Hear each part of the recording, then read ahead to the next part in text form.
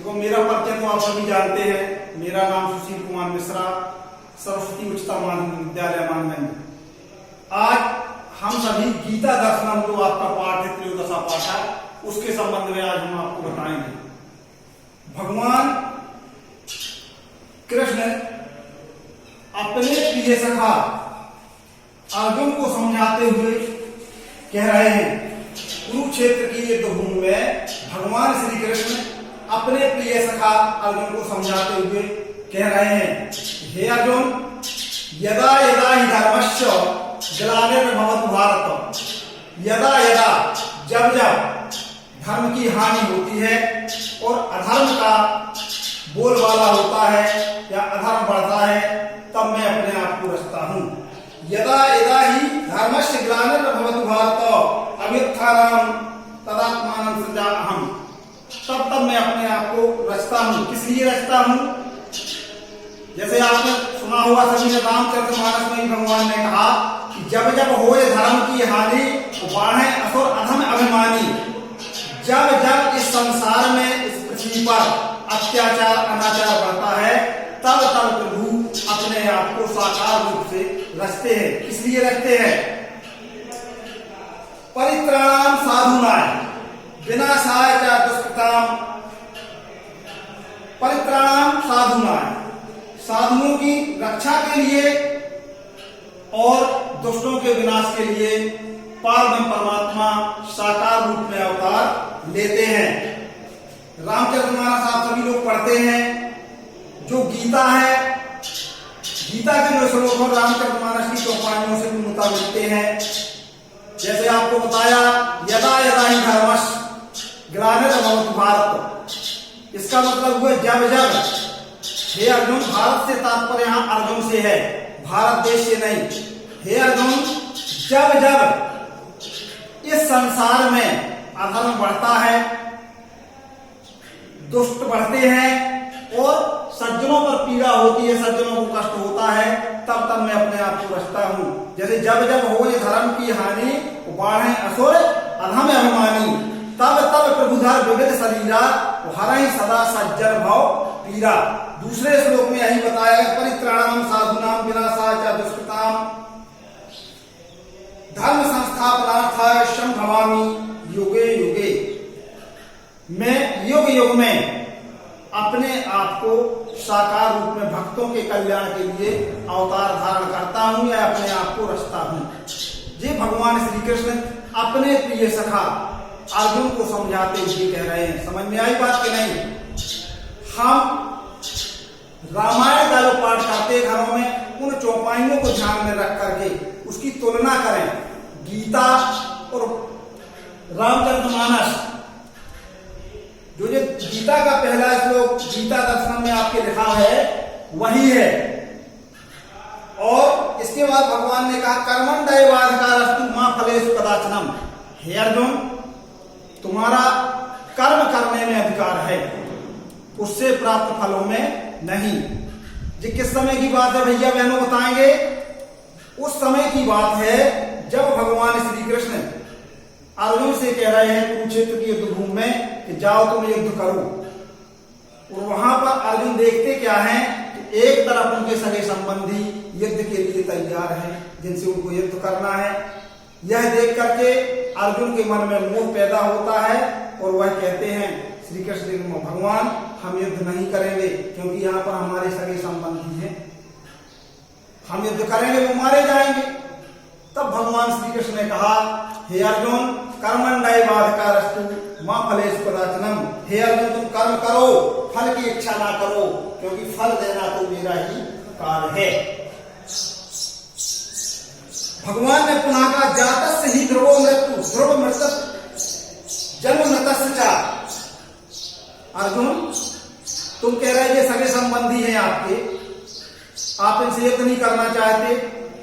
जातस्य ही ध्रुवो मृत्यु ध्रुव जन्म मृतस्य च।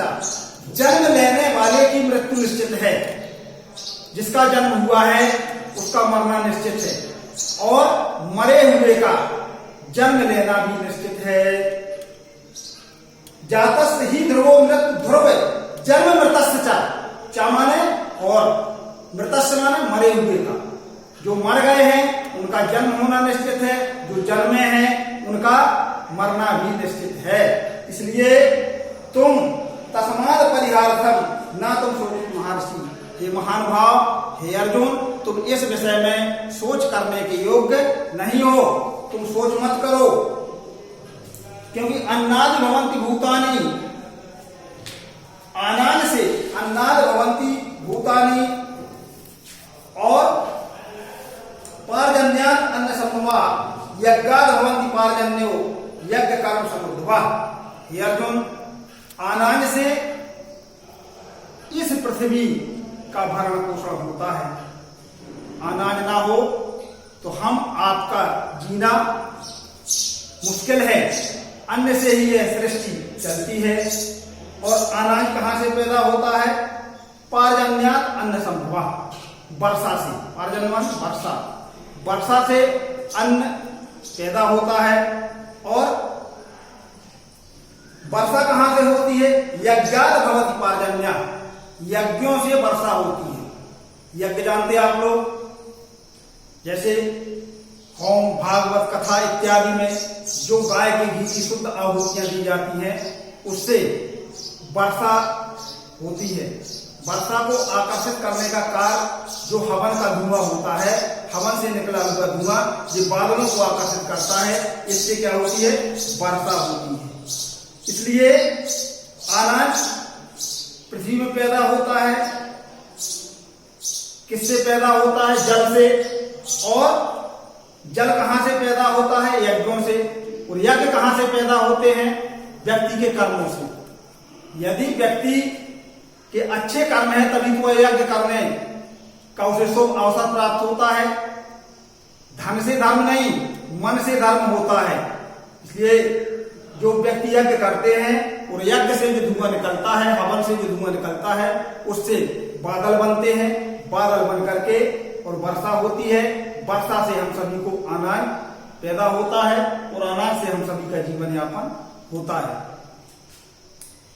इसमें भगवान कृष्ण कहते हैं, हे अर्जुन, इसलिए तुम इसमें सोच करने के योग्य नहीं हो। जैसे अशोचन्यम न शोचत्वम प्रज्ञावादान भाष्ये गताशूनश्च नान शोचन्ति पंडिता। भगवान श्री कृष्ण ने अर्जुन को कुरुक्षेत्र की युद्ध भूमि के लिए इस तरह से समझाया। बोले, अर्जुन, अशोचन्यम न शोचत्वम, जिस विषय में तुम्हें सोच नहीं करना चाहिए, शोक नहीं करना चाहिए, उस विषय में तुम शोक कर रहे हो, सोच कर रहे हो। और प्रज्ञावादान भाष्य, विद्वानों की तरह आप बातें कर रहे हो, यह सर्वथा गलत है। क्योंकि जो विद्वान लोग होते हैं वह इस विषय में चिंता नहीं करते। अतः आगतासु नष्ट और गतासु नष्ट, जो बीत गया है और जो आने वाला है, इस विषय में विद्वान लोग या बुद्धिमान लोग चिंता नहीं करते। इसलिए तुम ऐसा करो, जाके युद्ध भूमि में युद्ध करो। भगवान ने बहुत अच्छे तरीके से समझा कर अर्जुन को तैयार किया, कई प्रकार से उनको समझाया। बोले कि हतो या प्राप्यति स्वर्गा, यदि आप इस युद्ध में मारे जाओगे तो स्वर्ग को प्राप्त करोगे, या जीतोगे तो पृथ्वी के राज्य को प्राप्त करोगे। इस तरह से भगवान ने समझा करके और अर्जुन के लिए, युद्ध के लिए अर्जुन को प्रेरित किया। अर्जुन युद्ध में जाते हैं और वहां अपने सगे संबंधियों से युद्ध करते हैं। भगवान बार बार अर्जुन को समझाते हैं। देखिए, श्रीमद् भागवत गीता जो है, ये भगवान के शास्त्र कहते हैं, शास्त्र इसके गवाह हैं कि यह भगवान के मुख से निकली हुई वाणी है। श्रीमद् भागवत जो है वह है मोक्ष का विषय, श्रीमद् भागवत गीता है वियोग का विषय, और श्री रामचरितमानस है प्रयोग का विषय। जैसे आप सभी के घरों में रामचरितमानस रखी हुई है, रामायण रखी हुई है, आप पाठ करें और पाठ करके उसका अध्ययन करके अपने जीवन में उसको उतारें। हम पढ़ लेते हैं, शास्त्रों को पढ़ लेते हैं, उसका हम अपने जीवन में उतारने का प्रयास नहीं करते। जैसे रामायण में लिखा है, प्रातः काल उठते रघुनाथा, मात पिता गुरु नावहि माथा। पढ़ते हैं, सब जानते हैं कि भगवान श्री राम प्रातः काल उठ करके अपने माता पिता और गुरुजनों को प्रणाम करते थे। कैसे प्रणाम करते थे? हमें ये रामचरितमानस को भगवान राम से शिक्षा लेनी चाहिए कि हमें प्रणाम किस विधि से करना चाहिए। माता पिता गुरु नावहि माथा, भगवान राम ने हाथ नहीं नवाया, जिसको प्रणाम करते थे उसका सिर और भगवान राम का मस्तक उनके सिर पर रहता था। किस तरह से वह प्रणाम करते थे, पर हम आप सभी कैसे करते हैं? हाथ से प्रणाम करते हैं। अरे गोस्वामी तुलसीदास जी लिख सकते थे कि प्रातः काल उठ के रघुनाथा, माता पिता गुरु नावहि हाथा। माथा लिखने की क्या आवश्यकता थी? इसलिए लिखने की आवश्यकता थी कि उनने हाथ से कभी प्रणाम किया ही नहीं।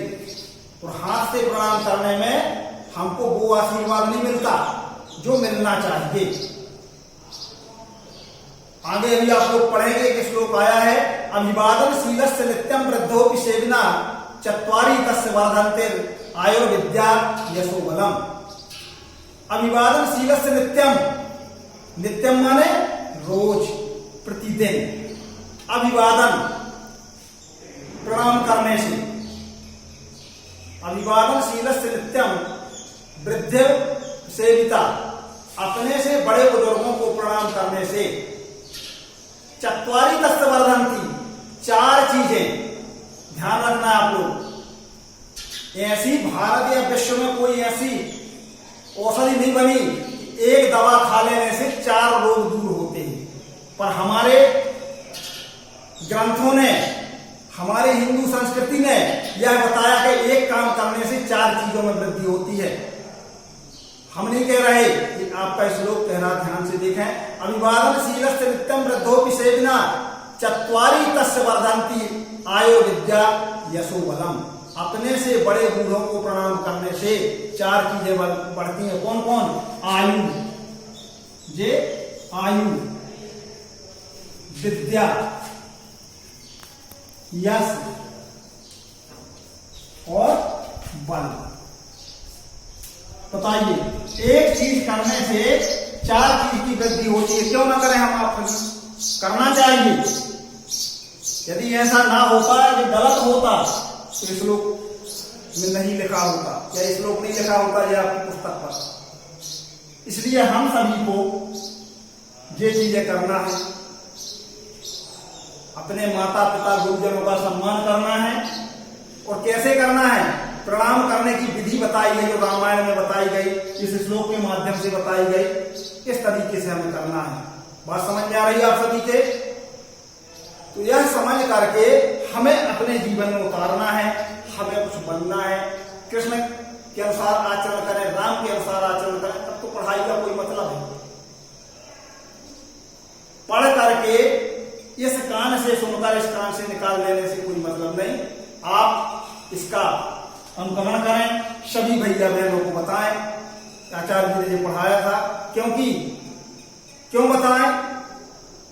एक महत्वपूर्ण बात हम आप सभी को बता दें। इसलिए बताना चाहिए कि एक हिंदी में दोहा है, आप सभी जानते हैं, सरस्वती के भंडार की बड़ी अपूर्ण बात, ज्यों ज्यों ज्यों खर्चे त्यों त्यों बढ़े, बिन खर्चे घट जाए।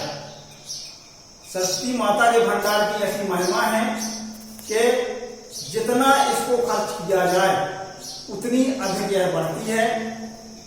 और यदि कोई कहे हम विद्या पढ़ के किसी को बताएं नहीं, और विद्या बनी रहे हमारे पास, विद्या नहीं बनी रहेगी। विद्या बिन खर्चे घट जाए, बिना खर्च किए विद्या घट जाती है, खर्च करने पर विद्या बढ़ती है। विद्या रूपी ये धन, जैसे आप सभी को कल हमने बताया था, विद्या की महिमा में बताया था, आपको श्लोक पढ़ाया था कि ना चौर हार्यम, ना च राज्य हार्यम, ना च भ्रात भाज्यम, ना च भारकारी। व्ययकृते वर्धते यो नित्यम विद्या धनम सर्वधनम प्रधानम। जो विद्या रूपी धन है, न चौरहार्यम, विद्या को न चोर चुरा सकते हैं, न राजहार्यम, तो न राजा इसको छीन सकते हैं, न राजहार्यम, न च भ्रातभाज्यम। यदि आप बंटवारा भी करना चाहें, उदाहरण के तौर पर आप कहेंगे चाहे बंटवारा कैसे होगा? बंटवारा इस तरीके से, मान लीजिए आप 4 भाई हैं, 2 भाई आपके पढ़ करके अच्छे पदों पर चले गए या वे बहुत ज्यादा विद्वान हो गए। अब आपका हिस्सा बटेगा तो आप उनसे कहें कि हमें विद्या भी बांट दीजिए अपनी जो आपने पढ़ी है, क्या बट जाएगी? क्या उनका पद बट जाएगा? तो न चौरहार्यम, न च राजहार्यम, न च भ्रातभाज्यम, भाइयों से यह बांटी दी जा सकती, और न च भारकारी। भारकारी माने बोझा देने वाली, विद्या बोझा देने वाली नहीं है। अब आप कहेंगे चाहे बोझा देने वाली कैसे? मान लीजिए कोई ज्यादा पढ़ लिख गया, बहुत पढ़ा उसने, तो वह पुस्तकों की गठरी बांधकर सिर में नहीं रखेगा कि हम बहुत पढ़े लिखे हुए तो ये गठरी बांधे हुए हैं। बोझा देने वाली नहीं है विद्या। न च भारकारी, व्यय करते बढ़ते नित्यम, जितना अधिक इसको खर्च किया जाए, जो आपको अभी बताया था हिंदी का, तो वह बिन खर्चे घट जाए। तो व्यय करते बढ़ते हो नित्यम, खर्च करने पर यह नित्य बढ़ती है। ऐसा यह विद्या रूपी धन सभी धनों में प्रधान है। समझ में आई बात? अब आपको कल इससे आगे बताएंगे, ठीक है? सभी लोग इसको ध्यान से पढ़ेंगे, समझेंगे, जो बताया गया उसको अपने जीवन में उतारेंगे। ये शास्त्रों के जो आपके पाठों में दिए गए हैं, पुस्तक में दिए गए शास्त्र के श्लोक, गीता दर्शनम, आप लोगों के घर में भी गीता श्रीमद् भागवत गीता हो तो उसमें देखना, ये सभी श्लोक आपको मिलेंगे। धन्यवाद।